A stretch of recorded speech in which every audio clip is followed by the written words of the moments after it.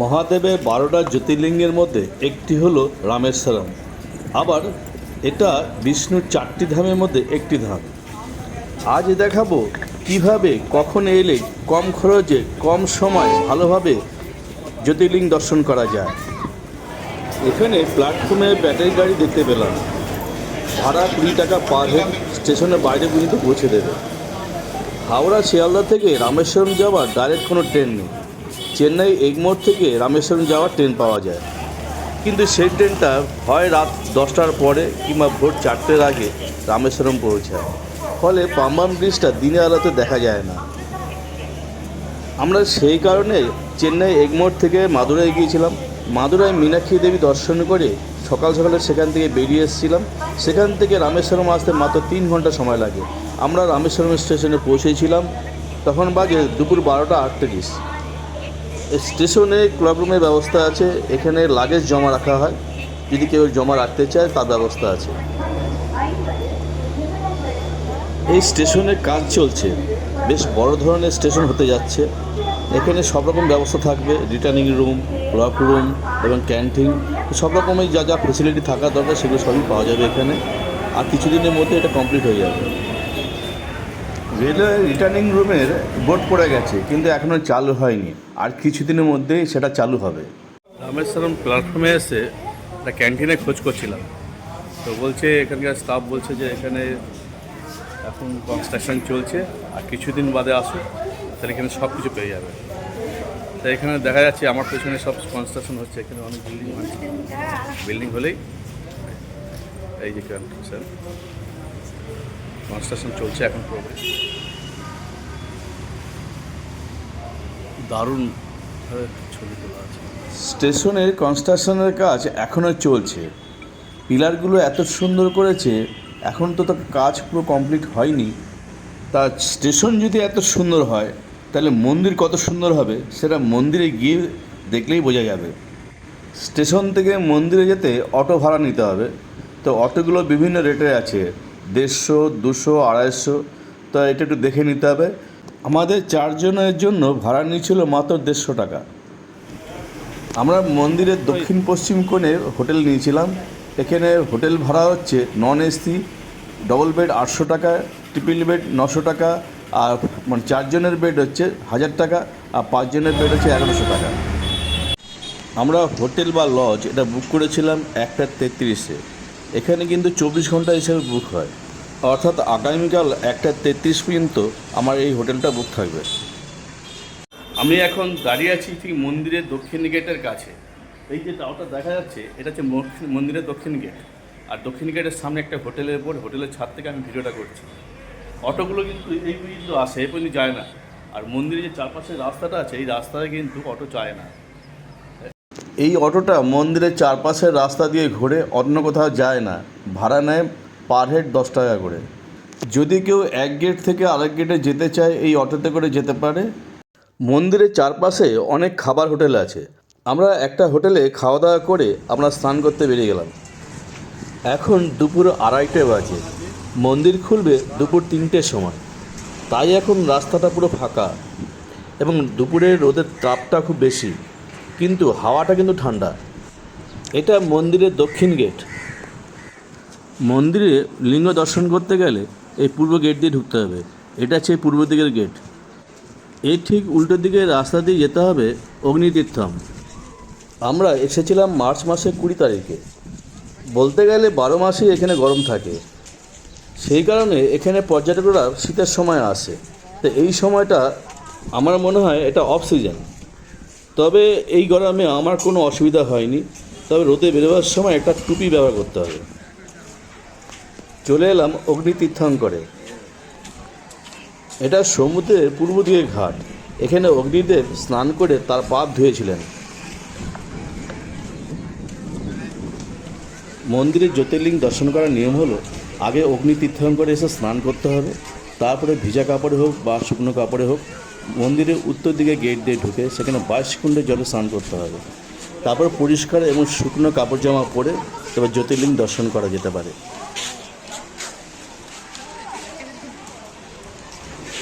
এই সমুদ্রের ওপারে কোন দেশ আছে যদি কেউ জানেন তাহলে আমাকে কমেন্ট করে জানান। এটা পূর্ব দিক। এখানে অনেকে পূর্বপুরুষের আত্মার শান্তির জন্য এখানে শ্রাদ্ধ করছেন।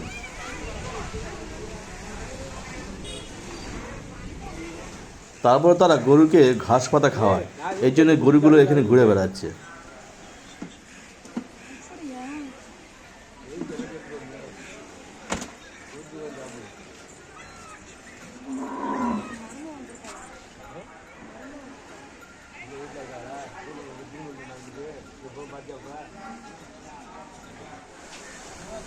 প্রভু শ্রী রামচন্দ্র রাবণকে বধ করার পরে এখানে আসেন।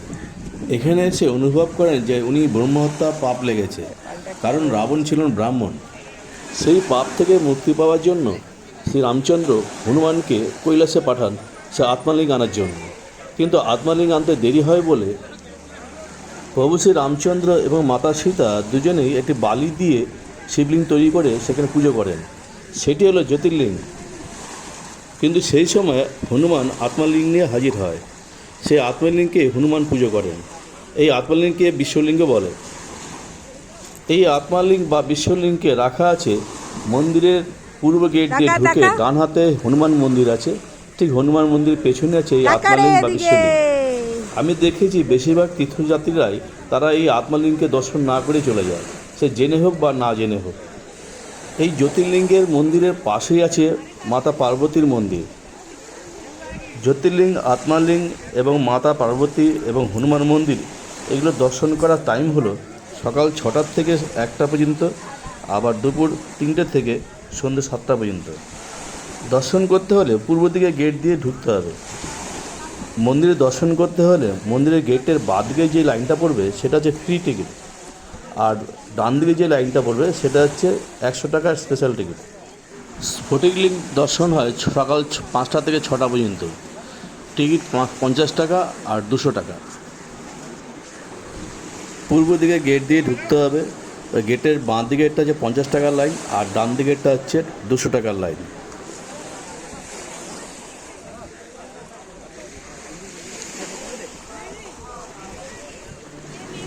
আমরা একটা ব্যাগে নতুন জামা কাপড় ভরে তাকে প্লাস্টিক দিয়ে মুড়ে আমরা একবারে স্নান করতে এসেছিলাম এই অগ্নিতীর্থন ঘাটে।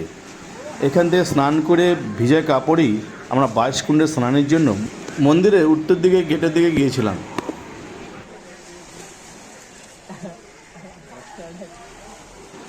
অগ্নিতীর্থে স্নান করার পরে আমরা এখন 22 কুণ্ডে স্নানের জন্য মন্দিরের উত্তর দিকে গেটের দিকে যাচ্ছি।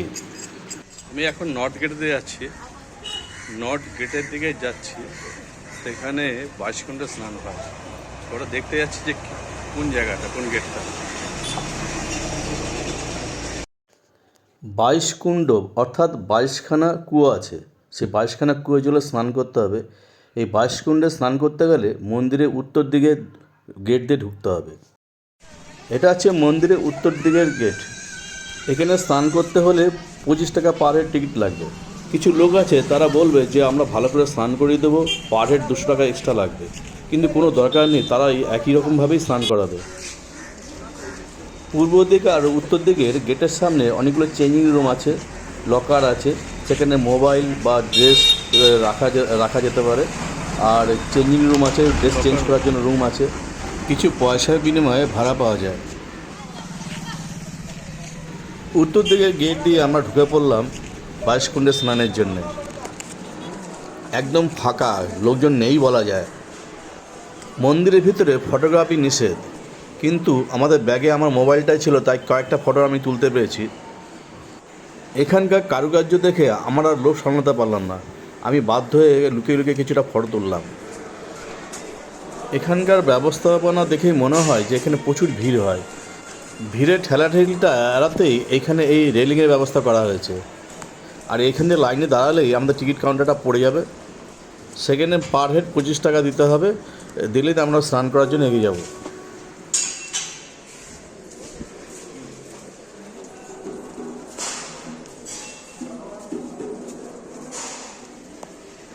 এইখানেই টিকিট কাটা হচ্ছে। এখানে 22টা পবিত্র কুয়া আছে এবং বিভিন্ন নামে। সেই কুয়ো জলে স্নান করে পবিত্র হতে হবে। আমরা আমরা স্নান করতে করতে আমরা যেখানে পৌঁছালাম সেটা হলো এই মন্দিরের দক্ষিণ গেটের কাছে পৌঁছালাম। 22টা কুয়ো কিন্তু এক জায়গায় নেই, বিভিন্ন জায়গায় আছে।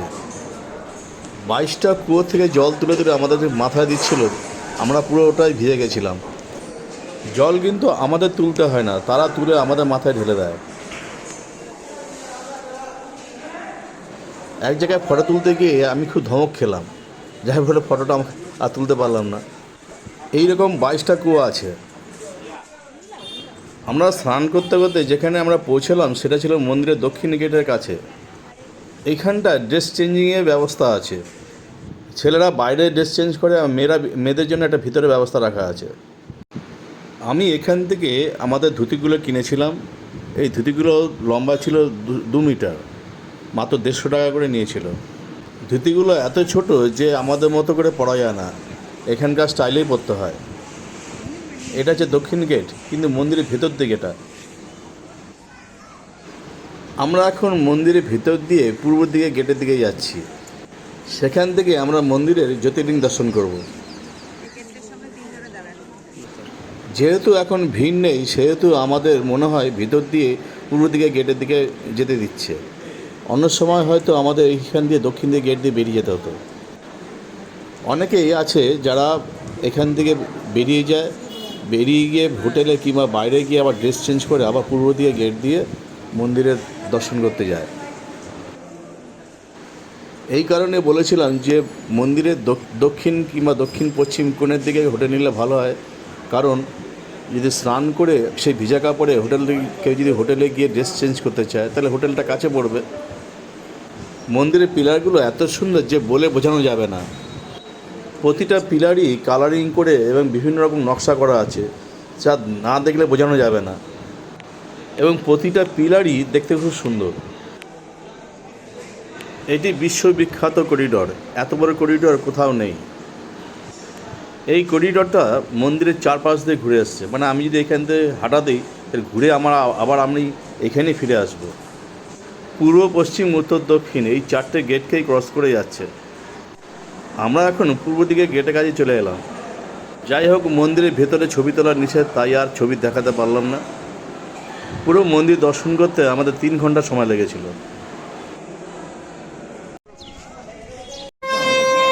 মন্দির দর্শন করে আমরা যখন ফিরলাম তখন সন্ধ্যে 6টা বেজে গেছিলো। কিছুক্ষণ রেস্ট নিয়ে আমি বেরিয়ে পড়লাম। দেখতে ইচ্ছে হলো যে পশ্চিম দিকে গেটে কী আছে। এখানে এসে দেখলাম যে এখানে অনেক মেলা বসেছে, মানে মন্দিরের গেটের ভেতর দিকে দেখছি বিভিন্ন রকমের দোকান বসেছে। মানে এই গেট দিয়ে আর কোথাও যাওয়া যায় না আমার যা মনে হয়। তবে এই গেটের ভিতরে যেতে যেতে দেখলাম যে ওই স্নানের যে কুণ্ডগুলো আছে সেই কুণ্ডগুলো দেখা যাচ্ছে এখান থেকে।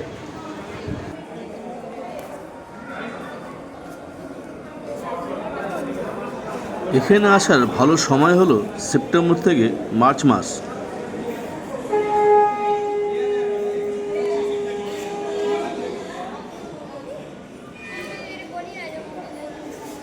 আমি এখন আছি মন্দিরের পশ্চিম গেটের সামনে। পশ্চিম গেটের ভিড়টা একটু অন্যরকম।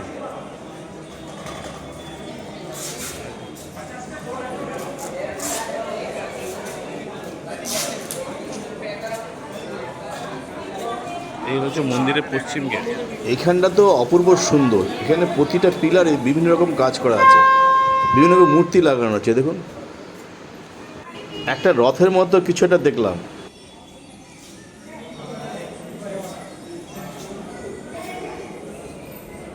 একটা রথ, একটা ট্রলির মতো কিছু একটা দেখলাম। মনে হয় কোনো বিশেষ অনুষ্ঠানে এগুলো ব্যবহার করা হয়। প্রতিটা পিলারে আলাদা আলাদা আলাদা মূর্তি লাগানো আছে, দেখুন, অপূর্ব সুন্দর।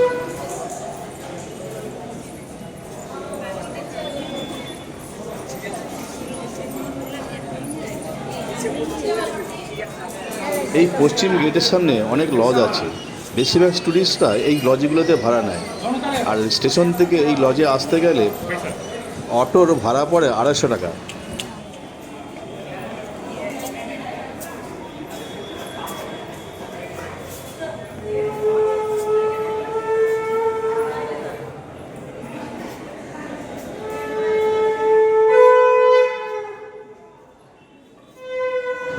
এখান থেকে দক্ষিণ দিকে গেটের টাওয়ারটা দেখা যাচ্ছে। এখানে একটা কুণ্ড দেখা যাচ্ছে, এখানে এই কুণ্ডের জলে আমরা দুপুরবেলা স্নান করেছিলাম। এটা 22 কুণ্ডের একটা কুণ্ড। রাতে পায়ে হেঁটে মন্দিরের চারপাশে হোটেলগুলোর পাশ দিয়ে ঘুরছিলাম, দেখি একটি হোটেলে গায়ে বাংলায় লেখা, তার মানে বাঙালি ট্যুরিস্ট এখানে প্রচুর আসে। মন্দিরের পূর্ব দিকে গেটের সামনে এখানে লকারের ব্যবস্থা আছে, এই দেখুন সেইগুলো লকারের ব্যবস্থা, টয়লেট, রেস্টরুম, সব রকম ব্যবস্থা আছে।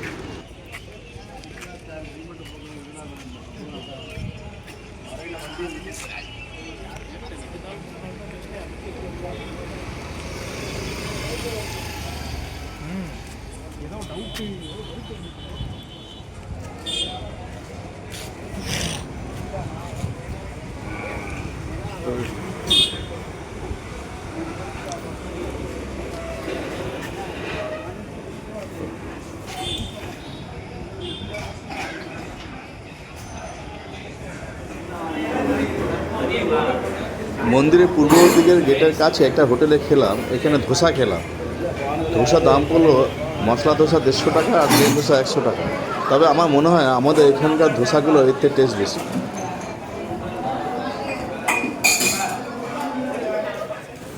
এটি মন্দিরের পূর্ব দিকের গেট।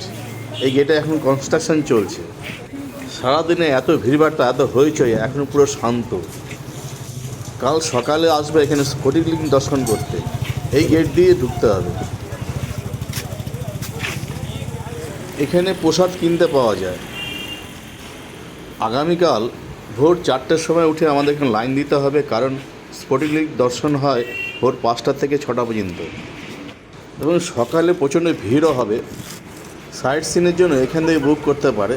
এছাড়া অনেক টোটো আছে, এই টোটোগুলোকে আমরা বুক করেছিলাম। কাল সকালে স্ফটিকলিঙ্গ দর্শন করে আমরা সাইট সিনে বেরিয়ে যাব। এখানে দুরকম সাইট সিন হয়, একটা হচ্ছে লোকাল সাইট সিন, টোটো ভাড়া নেয় 800 টাকা, আর যেটা দূরে আছে ধনুষকুটি এবং পাম্বাম ব্রিজ আর বানগঙ্গা, এগুলো সব নেয় 1200 টাকা। এখন আমরা যাচ্ছি স্ফটিকলিঙ্গ দর্শন করতে। এখন বাজে 4:45। 5টা থেকে 6টা পর্যন্তই এই দর্শনটা চলবে। স্ফটিকলিঙ্গ দর্শন করে এখন চা দোকানে বসছি একটু চা খাওয়ার জন্য। আমরা সকালবেলা স্নান করে বেরিয়ে পড়েছিলাম এই স্ফটিকলিঙ্গ দর্শন করতে। যেখানে জ্যোতির্লিঙ্গ দর্শন করা হয় ঠিক সেখানেই স্ফটিকলিঙ্গ দর্শন হয়, তবে জ্যোতির্লিঙ্গে পর্দা দিয়ে ঘিরে আটকানো থাকে আর স্ফটিকলিঙ্গটা সামনেই রাখা থাকে। 6টা পরে স্ফটিকলিঙ্গকে সরিয়ে রাখা হয়। এখান থেকে আমি সূর্যোদয় দেখতে পাচ্ছি, দারুণ লাগছে। সামনে সমুদ্র আর মন্দিরে দক্ষিণ গেট আর এখান থেকে সেই সূর্যোদয় দেখতে পাচ্ছি, দারুণ লাগছে। আমার মনে হয় এই দক্ষিণ গেটের দিকে যে কোনো হোটেল নেওয়াই ভালো। আমি এখন দাঁড়িয়ে আছি ঠিক মন্দিরের দক্ষিণ গেটের কাছে। এই যে টাওয়ারটা দেখা যাচ্ছে এটা হচ্ছে মন্দিরের দক্ষিণ গেট, আর দক্ষিণ গেটের সামনে একটা হোটেলের উপর, হোটেলের ছাদ থেকে আমি ভিডিওটা করছি। অটোগুলো কিন্তু এই পর্যন্ত আসে, এই পর্যন্ত যায় না। আর মন্দিরের যে চারপাশে রাস্তাটা আছে এই রাস্তায় কিন্তু অটো যায় না। এখন আমি স্ফটিকলিঙ্গ দর্শন করে এসেছি। স্ফটিকলিঙ্গ দর্শন করতে 5টা থেকে 6টা পর্যন্ত খোলা থাকে। সেখানে 50 টাকা পার টিকিটের লাইন দিতে হয়। আর আরেকটা যে স্পেশাল দর্শন হয় 200 টাকার টিকিটে। তো আমি 50 টাকার টিকিটে দর্শন করেছি। দর্শন আমার খুব ভালোভাবে হয়েছে। এখন আমি হোটেলের উপর থেকে কথা বলছি, দর্শন করে এসেছি। কাল আমি এখানে এসেছিলাম, কাল এসে আমি এখানে কাল দুপুর দিকে এসেছি। আর এসে আমি অগ্নিতীর্থমে আগে স্নান করেছি, তার স্নান করার পর 22 কুণ্ডে স্নান করে সমস্ত মন্দির দর্শন করেছি। জ্যোতির্লিঙ্গ এবং আত্মালিঙ্গ দর্শন করে তারপরে এসেছিলাম। আমার এই ভিডিওটা ভালো লাগলে লাইক করুন, শেয়ার করুন, কমেন্ট করুন এবং সাবস্ক্রাইব করুন। এতক্ষণ এই ভিডিওটা দেখার জন্য সবাইকে অসংখ্য ধন্যবাদ।